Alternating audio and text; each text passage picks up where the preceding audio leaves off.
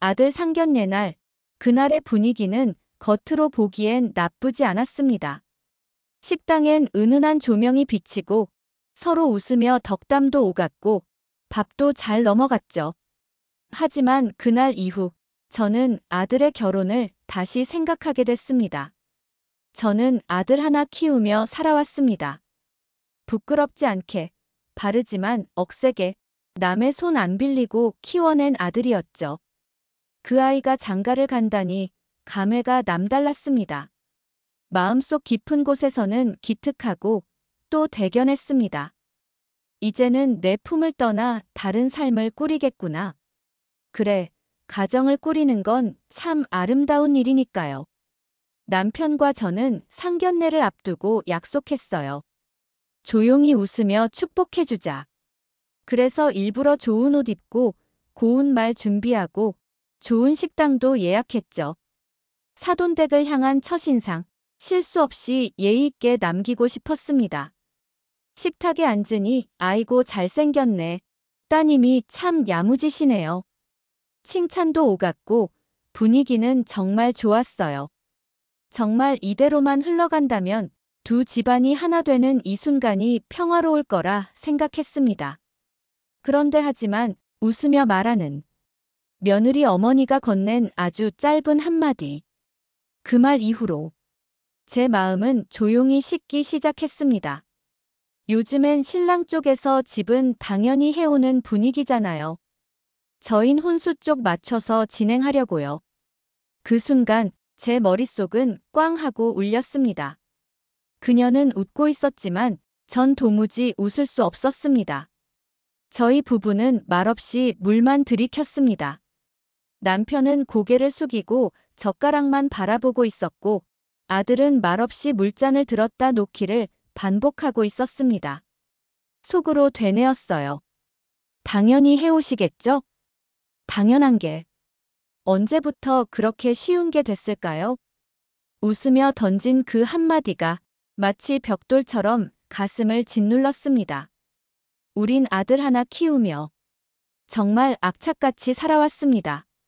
남들처럼 넉넉하진 못했지만 그래도 부족함 없이 키우려고 밤낮 없이 일하고 아끼고 참아냈습니다. 아들이 대학 갈 땐 제 손가락에 끼던 반지도 팔았고 군대 가선 매일 달력을 보며 기다렸고 사회생활 시작하던 첫날엔 아들보다 제가 더 긴장했었죠. 그렇게 키운 아들이 이제 한 가정을 꾸리려 한다니 그저 축하해주고 싶었는데요. 그날 상견례 자리에선 축복이 아니라 조건이 오갔습니다. 존중이 아닌 당연함이, 감사가 아닌 계산이 남아있었습니다. 나는 그 자리에 축복하러 간 줄 알았는데 그 순간부터는 마치 거래의 자리에 앉아있는 기분이었습니다. 무언의 계산기들이 머릿속에서 돌아가는 것 같았고 존중과 공감보다는 조건과 책임이 앞서 나오는 자리였습니다. 그 말이 틀린 말은 아니었지만 저희에게는 너무나 가혹한 기준이었습니다. 우리는 30년 가까이 아이 하나를 위해 살아왔습니다. 아플 새도 쉴 새도 없이 일했습니다. 좋은 환경, 좋은 교육, 좋은 성품을 물려주고자 모든 걸 아들 중심으로 살아왔습니다. 그런데 그 결과가 이제는 당연히 집을 해와야 하는 그런 조건으로 돌아오다니요. 그날 집으로 돌아오는 길, 남편이 말없이 창밖만 보길래 제가 먼저 입을 열었어요. 여보, 우리 그냥 조용히 뒤에서 도와주자.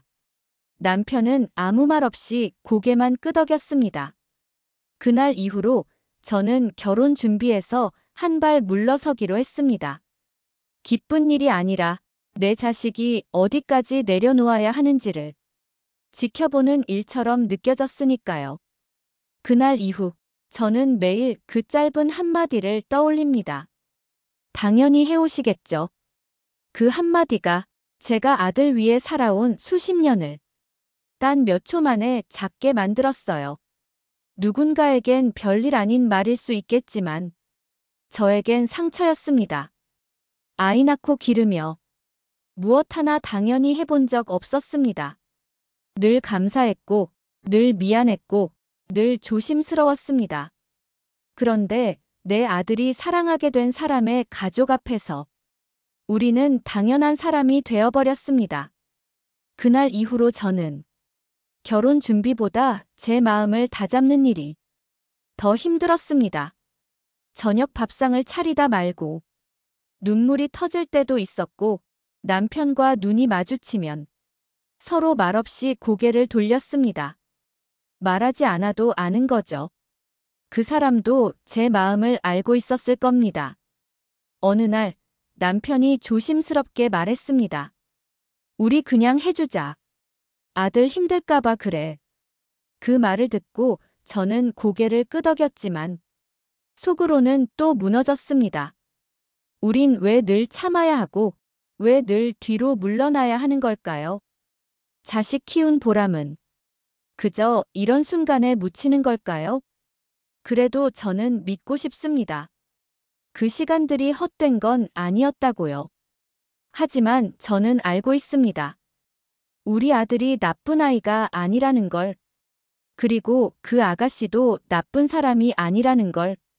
사돈댁도 나쁜 분들이 아니었고 틀린 말도 아니었습니다. 다만 말이라는 건 때론 칼보다 깊게 파고드는 법이지요. 사람과 사람이 만나는 일에는 말 한마디가 전부가 되기도 합니다. 그리고 그 전부는 때때로 마음을 쪼개놓기도 하죠. 혹시 이 영상을 보시는 분들 중 비슷한 경험 있으신가요? 상견례 자리에 앉아 축복을 기대했지만 숟가락보다 먼저 나온 말 한마디에 마음이 먼저 식어버렸던 분이요. 우리는 어쩌면 축하보다 계산이 먼저 오가는 시대에 살고 있는지도 모르겠습니다. 하지만 제 마음은 여전히 작은 존중 하나에 따뜻해지고 짧은 감사 한마디에 웃게 됩니다. 그리고 언젠가 아들이 결혼하고 아이를 낳고 그 아이가 또 누군가를 데려오게 된다면 그때는 꼭 말해주고 싶어요. 고맙습니다. 우리 아이 만나주셔서요. 이 말이 누군가에겐 세상의 무게를 덜어주는 말이 되기를 바라며 오늘 이야기를 마칩니다. 그리고 오늘도 부모로서 저는 배웁니다. 사랑은 주는 것만이 아니라 때로는 조용히 한 발 물러나주는 것. 그게 진짜 어른의 품이라는 걸요. 공감되셨다면 좋아요와 댓글로 여러분의 이야기도 들려주세요. 감사합니다.